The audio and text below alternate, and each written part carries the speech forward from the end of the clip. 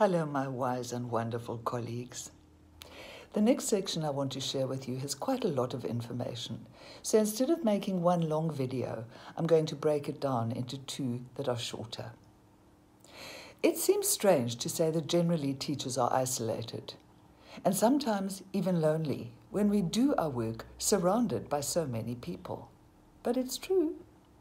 One of the reasons for this isolation is that we do our work alone, in separate rooms, and usually behind closed doors.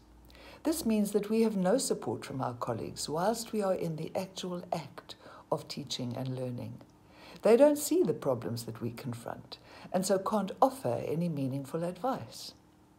We also have very little time to discuss the ways that we approach our work with colleagues. When we do get together, it's usually at break times, and for that short space of time, there might be meetings, or it might just be a good time to socialize and to chat about each other's lives.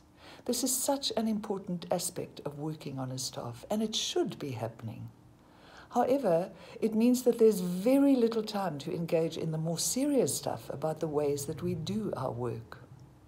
So teacher isolation is a very real problem, and there's quite a large body of literature around this aspect of our lives. There's also the fact that when departments of education organize a workshop, the accent is usually on content and on what teachers should be teaching, rather than on the ways we should be teaching it. Our formal professional growth usually focuses on content and not on developing our identities as teachers.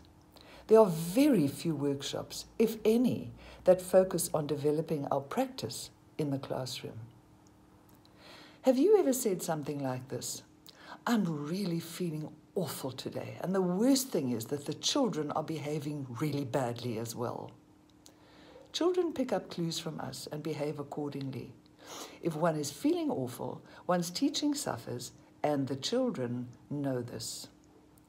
I'm sure that every teacher wants to do their work well and is aware that there's always room for improvement. Let's face it, no one wants to acknowledge that they're a bad teacher. But with so few opportunities to develop our crafts and to share with our colleagues, how do we know how to improve or even where to start? I truly believe the answer lies in becoming a reflective teacher. When we were student teachers, we had more experienced mentors who would watch us teach and offer support and guidance. But as soon as we qualified, all of that stopped. Becoming a reflective teacher means that we become our own mentors and our own guides. I know that sounds complicated, but it's actually very simple. Just for a moment, let's compare teaching to baking a soufflé. You've done all the preparation and put all the right ingredients into the pan. The soufflé is in the oven. Slowly, you watch it rise.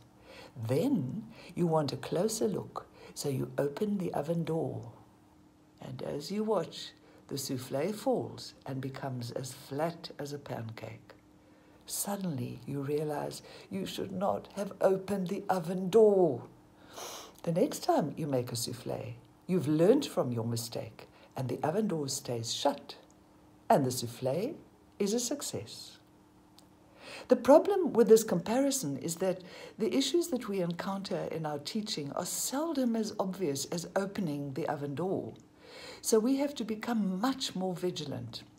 We have to watch ourselves while we're teaching, or think about our lessons after we have taught, to be able to reflect on and assess our actions.